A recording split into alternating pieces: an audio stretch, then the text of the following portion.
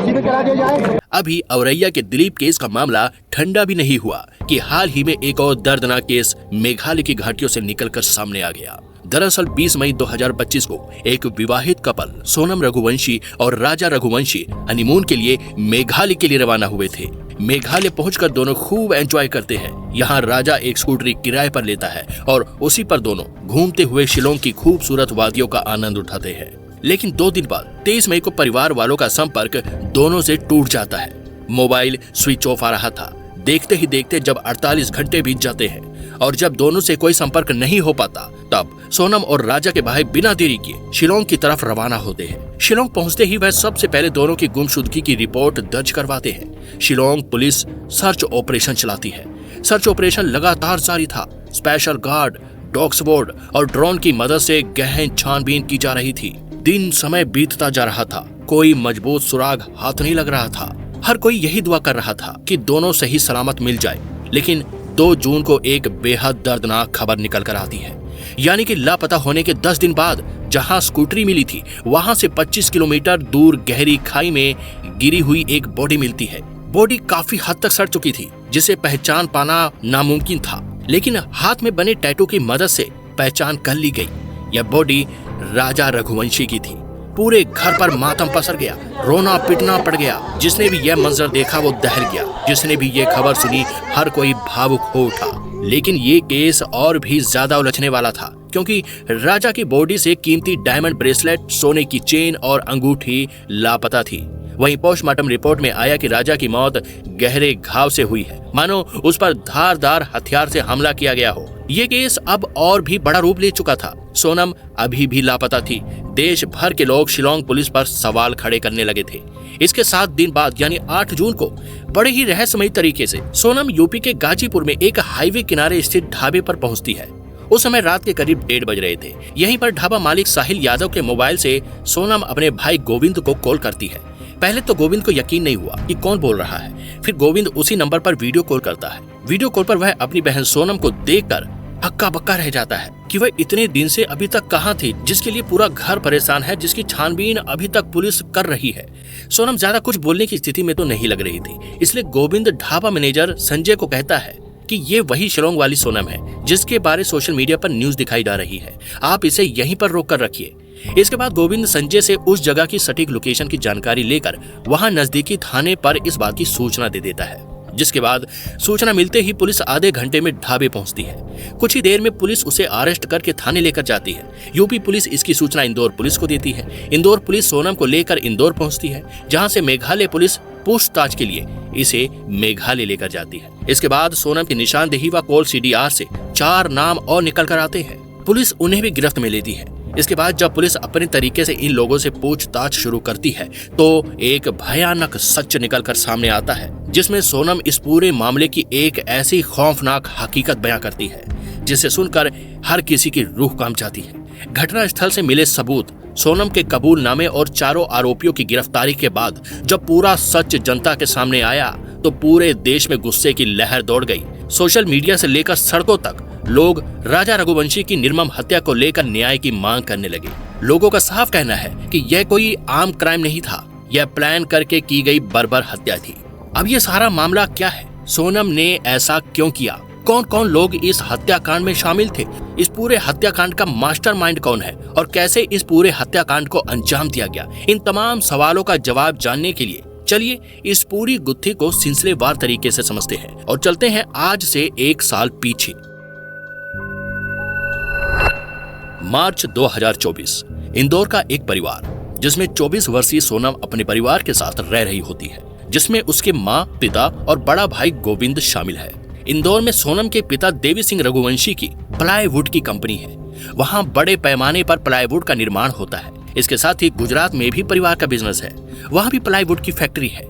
गुजरात वाली फैक्ट्री का काम सोनम रघुवंशी का भाई गोविंद इस काम को देखता था। सोनम रघुवंशी अपनी MBA की पढ़ाई पूरी कर अपने पापा के इंदौर वाले फैक्ट्री में HR का काम संभालती है। इसी दौरान उसकी मुलाकात बिहार के रहने वाले 20 वर्षीय राज कुशवाहा से होती है। राज कुशवाहा इस फैक्ट्री में 14-15 हजार सैलरी पर काम करने वाला एक छोटा सा कर्मचारी होता है। ये वहाँ अकाउंट और ट्रांजैक्शन का काम देखता था। इसकी ड्यूटी गोडाउन में थी। गोडाउन में कितना माल आया और कितना गया, इन सब की जानकारी रखता था। यहीं पर सोनम और राज कुशवाहा में बातचीत शुरू होती है। बातचीत का ये सिलसिला कब प्यार और मोहब्बत में बदल गया पता ही नहीं चला। दोनों एक दूसरे को बहुत चाहने लगे। समय के साथ साथ इनका प्यार इतना गहरा गया कि दोनों शादी करने का मन बना लेते हैं, जीने मरने की कस्में खा लेते हैं। लेकिन एक दिक्कत थी, सोनम जानती थी कि घर वाले राज कुशवाहा के साथ मेरी शादी के लिए कभी राजी नहीं होंगे, क्योंकि एक तो वो छोटा सा कर्मचारी, ऊपर से अलग कास्ट का। आगे चलकर बयान में सोनम रघुवंशी ने इसका कारण भी बताया था कि मेरे पिता हार्ट अटैक के मरीज थे और घर वाले चाहते थे कि शादी समाज के हिसाब से हो, इसीलिए मैं पिता के सामने राज कुशवाहा से शादी करने का पक्ष रखने की हिम्मत नहीं जुटा पाई। घर में ऐसा करती तो एक तरफ पिता को गहरा सदमा लगता, जिससे उनकी जान को खतरा था, और दूसरी तरफ मेरी राज के साथ शादी कभी न हो पाती, और ऐसा मैं हरगिज नहीं चाहती थी। मैं चाहती हूँ कि मेरी राज कुशवाहा से शादी सबकी रजामंदी से हो। तभी तारीख आती है 1 अक्टूबर 2024। रामनवमी के पावन अवसर पर रघुवंशी समाज द्वारा एक भव्य भंडारे का आयोजन किया गया था। यह दिन न केवल धार्मिक उत्सव का प्रतीक था, बल्कि समाज में विवाह योग्य जवान लड़के लड़कियों के नाम पारंपरिक विवाह रजिस्टर में दर्ज करने की भी विशेष परंपरा थी। उसी दिन राजा रघुवंशी का नाम, फोटो और तमाम डिटेल रघुवंशी समाज के विवाह रजिस्टर में अंकित कर दिया गया। सोनम के पिता व भाई ने जब उस रजिस्टर में राजा की जानकारी पढ़ी तो उन्हें वो लड़का बहुत पसंद आया। एक तो राजा बिजनेस बैकग्राउंड से था, दूसरा वो इंदौर का ही रहने वाला था और दिखने में भी अच्छा था। अब जरूरत थी कि परिवार को भी अच्छे से जान समझ लिया जाए। इधर सोनम से ये बात बताई जाती है, लड़के की फोटो दिखाई जाती है। सोनम उस समय तो कुछ नहीं बोलती। अगले दिन सोनम और राज कुशवाहा मिलते हैं और सोनम अपने रिश्ते की बात राज से बता देती है। अब यहीं से राज सोनम से कहता है कि तुम शादी के लिए मना तो कर नहीं पाओगी, तो मेरे पास एक आइडिया है, तुम शादी के लिए हाँ कर दो, फिर उसके बाद तुम राजा से ऐसे बिहेव करना कि वो खुद ही इस रिश्ते के लिए मना कर दे। लिहाजा सोनम के परिवार ने राजा के घर संपर्क किया। दोनों पक्षों की पहली मुलाकात हुई। लड़का लड़की आपस में मिले, बातों का सिलसिला चालू हुआ और फिर रिश्ता तय हो गया। एंगेजमेंट के बाद राजा को सोनम का रवैया कुछ अजीब लगा, जिसका जिक्र उसने अपनी माँ से भी किया और कहा कि माँ, सोनम मुझ में दिलचस्पी नहीं ले रही। राजा चाहता था कि सोनम उसके साथ एक फिल्म देखने चले, लेकिन सोनम ने इनकार कर दिया। वह जब भी सोनम को फोन करता, या तो वह कॉल नहीं उठाती या तो फिर बहाना बना देती। राजा की माँ ने जब इस व्यवहार के बारे में सोनम से पूछताछ की तो उसने सीधा जवाब दिया, मैं ऑफिस के काम में व्यस्त रहती हूँ, इसलिए बात नहीं कर पाती। राजा का परिवार उस वक्त संतुष्ट हो गया, ये सोचकर कि शायद यह सामान्य स्थिति है। अब सोनम का ये प्लान फेल हो चुका था। 10 मई को दोनों की शादी पूरे रीति रिवाजों के साथ कर दी जाती है। दोनों परिवारों में खुशी की लहर थी। हर कोई शादी के पल को एंजॉय कर रहा था, लेकिन हर कोई इस बात से अनजान था कि इन तमाम खुशियों के पीछे एक मातम भी दबे पांव घर में कदम रख चुका है। परंपरा अनुसार शादी के 2 दिन बाद सोनम मायके चली जाती है। वहाँ सोनम राज कुशवाहा के साथ मिलकर अब एक ऐसा प्लान तैयार करती है जो राजा रघुवंशी की जिंदगी और परिवार की खुशियों में ग्रहण लगाने वाला था। दोनों ने मिलकर राजा को रास्ते से हटाने का प्लान तैयार किया। प्लान में था कि जब सोनम विधवा हो जाएगी तो कुछ महीने बाद घर वाले तुम्हारी शादी करवाने के लिए नया रिश्ता खोजेंगे। उन्हें रिश्ता जल्दी मिलेगा ही नहीं, क्योंकि एक विधवा से शादी कौन करेगा। तब ऐसे में मैं तुमसे शादी करने का पक्ष घर वालों के सामने रखूंगा।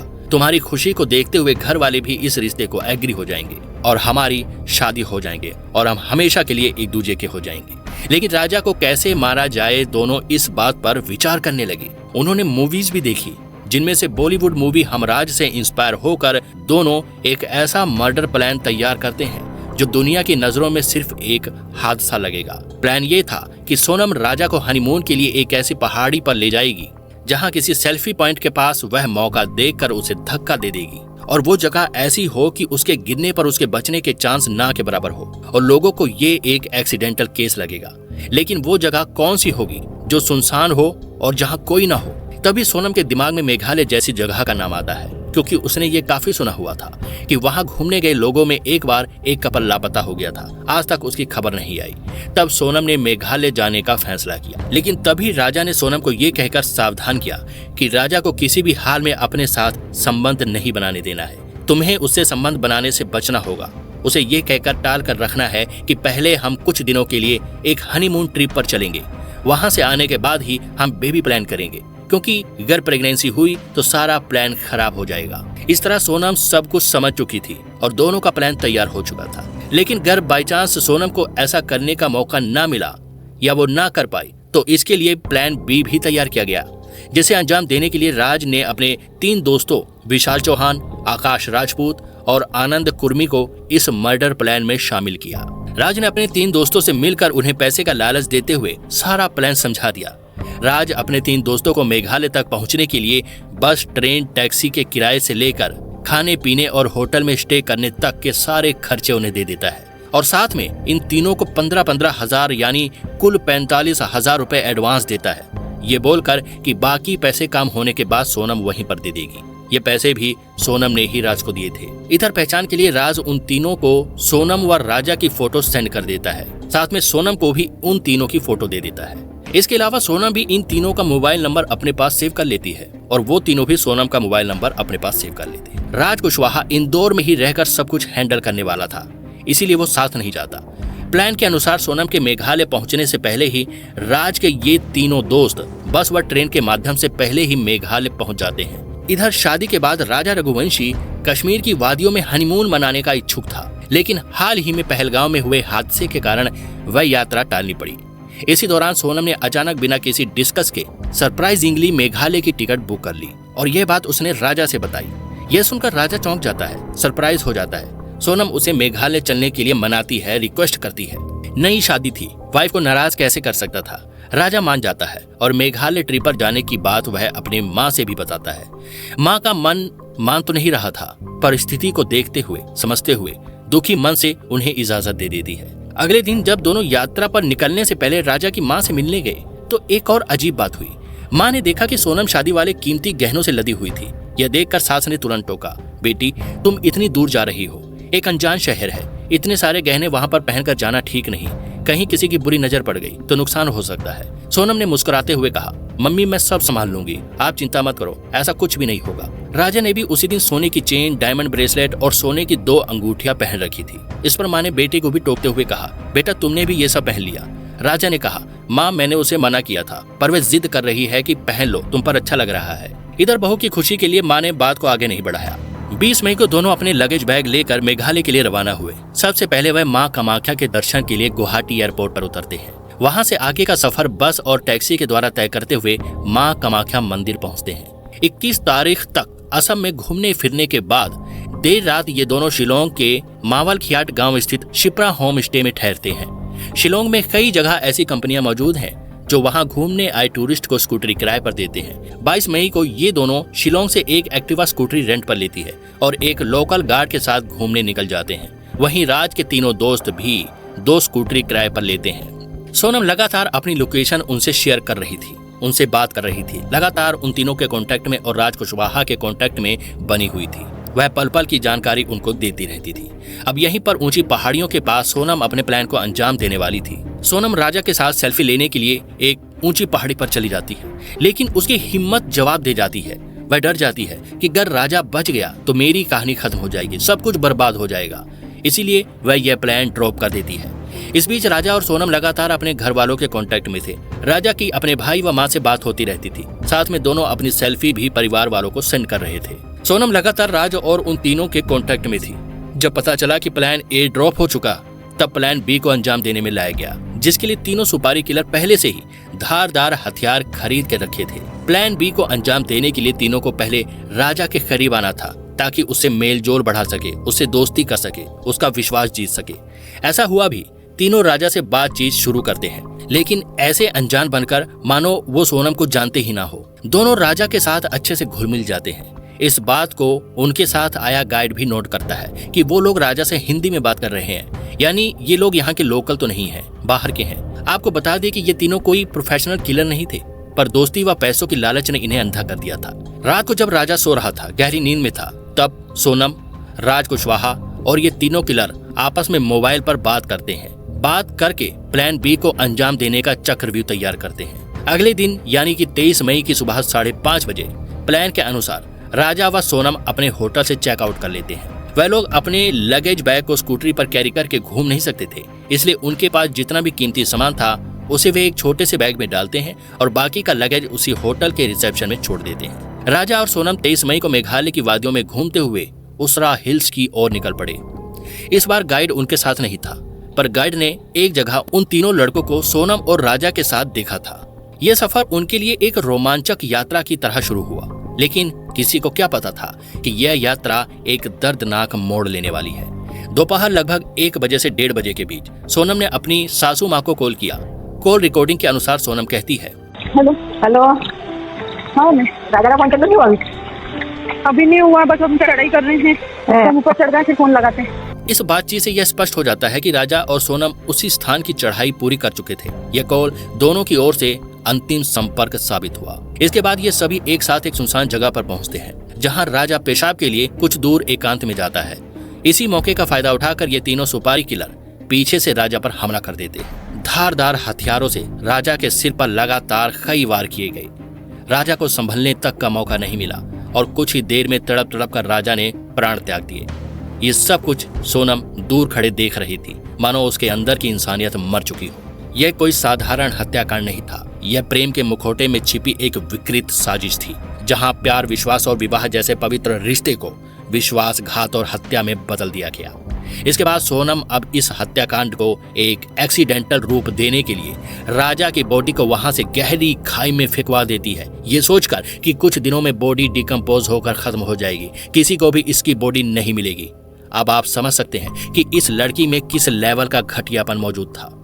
इसके बाद वह उन तीनों सुपारी किलर के साथ इंदौर के लिए रवाना होती है। इधर 23 तारीख को शाम 5 बजे राजा के बड़े भाई विपिन ने जब सोनम को कॉल किया तो फोन तो बजा, पर किसी ने उठाया नहीं।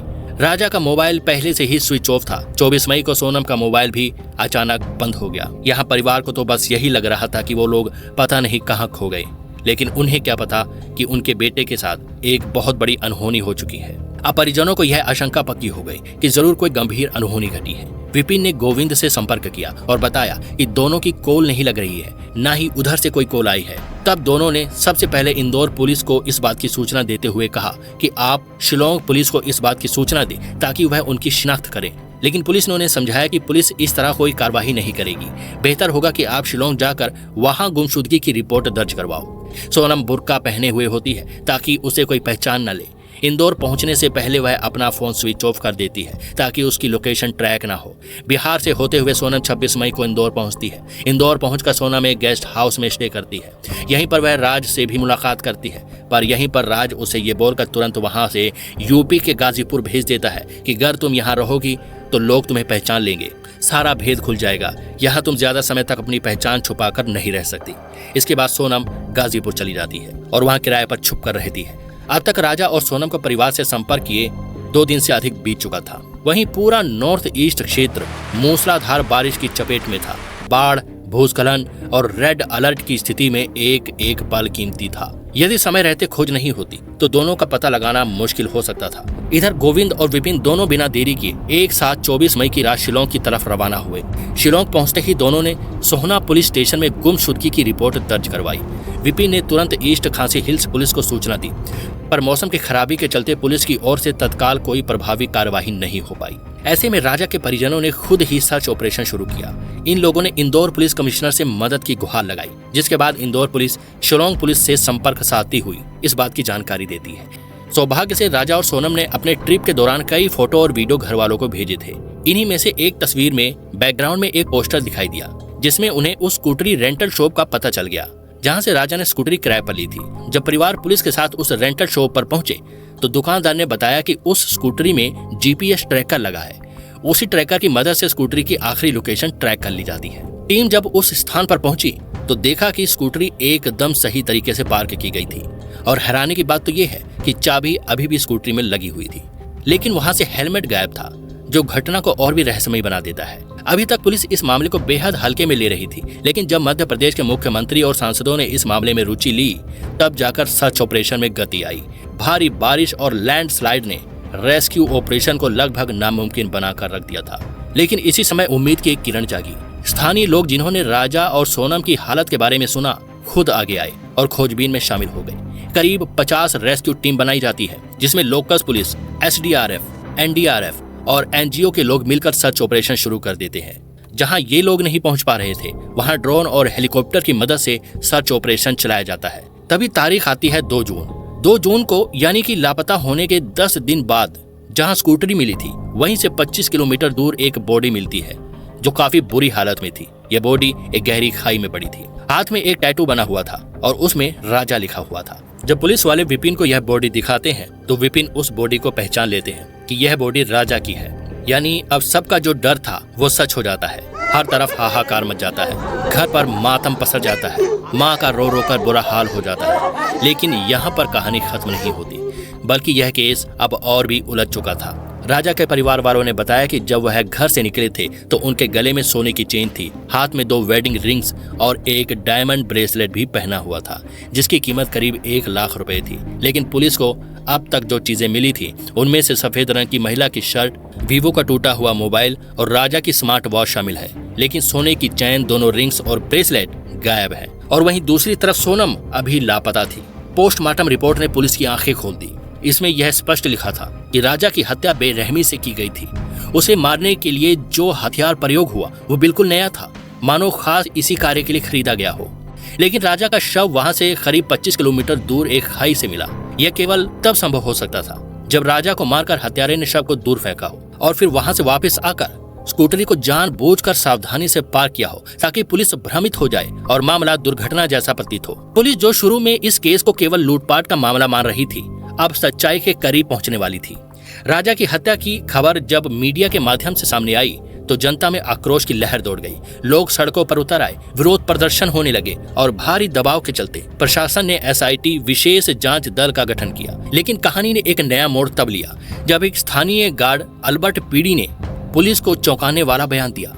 उसने बताया कि 23 मई को उसने राजा और सोनम को 3 अजनबी युवकों के साथ फॉल्स की ओर जाते हुए देखा था।